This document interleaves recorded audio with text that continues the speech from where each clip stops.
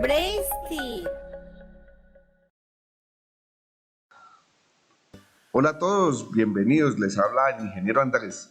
Hoy les traigo un nuevo tutorial en el cual vamos a hablar un poco sobre las capas y la posición en Z. La posición en Z, iniciando, es la posición en la cual el objeto adquiere cuando lo insertamos. Generalmente, cuando insertamos un objeto nuevo, este va adquiriendo una nueva posición en Z. Esa posición en Z significa que va a superponer o sobreponer los objetos como tal, como lo podemos ver acá. Cada objeto que metamos nuevo, este va a ingresar por encima del anterior. ¿Listo? Entonces, esto es demasiado importante y más que todo en el campo de los videojuegos, porque a veces insertamos objetos en desorden y esto genera de que muchas veces tengamos que estresarnos porque de pronto el personaje principal recorre un camino por detrás del objeto cuando tiene que ir por delante, ¿sí? Aquí vemos un ejemplo claro. Entonces aquí voy a mover el puntero. Actualmente el puntero tiene la posición de 1, quiere decir que está, mire, está por debajo del objeto jugar, ¿sí? Del botón jugar. Tenemos que ponerlo por encima. En el caso de la posición Z, lo que tenemos que hacer es modificar el orden y tenemos que mirar que quede por encima de los demás objetos, ¿sí? Esa es una solución, ¿sí? Modificando los objetos de ahí.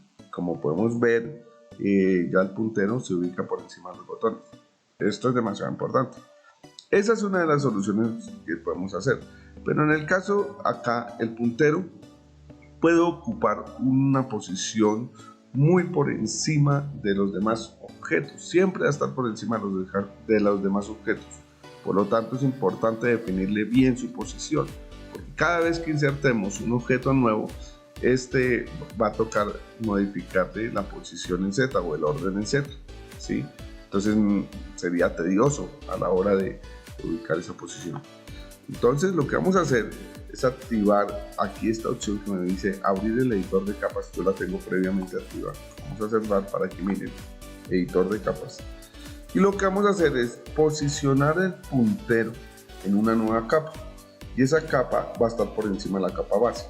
La capa base prácticamente es donde tenemos los botones o donde creamos la mayor parte del juego, ¿sí? También nos aparece una capa de color de fondo que la podemos modificar para ver un fondo diferente. Vamos a crear una nueva capa. Entonces vamos a darle a añadir. Aquí nos aparece layer y vamos a cambiarla y la vamos a llamar puntero, tal cual, ¿sí? Para que identifiquemos que esa capa está ahí. ¿Listo? Ahora, esta capa siempre tiene que estar por encima de la capa base o donde vamos a tener la mayoría de objetos. ¿Listo? Esto ya no significa que ya el puntero haya tomado esa posición. Ahora lo que tenemos que hacer es darle clic al objeto puntero. Vamos a ir aquí a la opción capa y vamos a cambiarlo a la capa puntero. Y aquí no importa el eje Z, no importa si está en 0, si está en 1, siempre va a estar por encima. ¿Y esto por qué? Porque la capa puntero está por encima de la capa base. Vamos a darle play. Y mire, entonces así es la forma de manipular las capas. Las capas son demasiado importantes. Por ejemplo, cuando metemos un fondo, queremos que ese fondo quede por debajo de todos los objetos. Entonces vamos a ver, vamos a meter un fondo. Aquí tengo un fondo ya insertado y lo vamos a agregar acá, lo vamos aquí, miramos si ven que en el momento prácticamente ese fondo está sobreponiendo los objetos, ya que es el último objeto que acabamos de insertar. Entonces lo que vamos a hacer es ir a capas, vamos a darle a añadir capa y vamos a llamar esta capa fondo. Pero esa capa fondo sabemos que tiene que ir por debajo de la capa base o debajo de todos los objetos que hemos creado en nuestro juego. Ahora lo que tenemos que hacer es que vamos a coger el objeto de background y cambiamos la capa, la cambiamos a fondo. automáticamente ya en este momento el fondo está en la posición de la capa. Una de las ventajas de utilizar las capas es que podemos modificar los objetos de acuerdo a las capas, ¿sí? Las posiciones y todo. Ejemplo, si yo no quiero ver en este momento el background, aquí utilizo el ojito que aparece acá para ocultar la capa, y esta la ocultamos de pronto para editar otras cosas. Es muy importante esta herramienta. O esta que dice ocultar una capa, y ocultamos todos los objetos para ir mirando cómo va quedando nuestro fondo.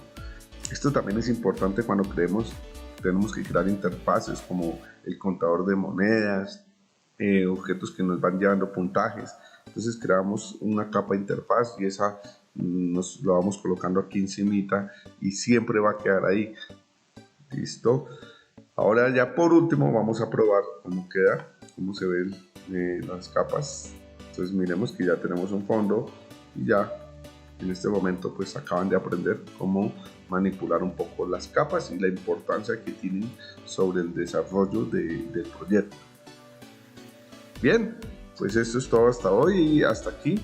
Entonces nos vemos en el próximo tutorial. Espero hayan aprendido de esta parte del tema de capas, que es tan importante a la hora de diseñar nuestro videojuego. Brainstick.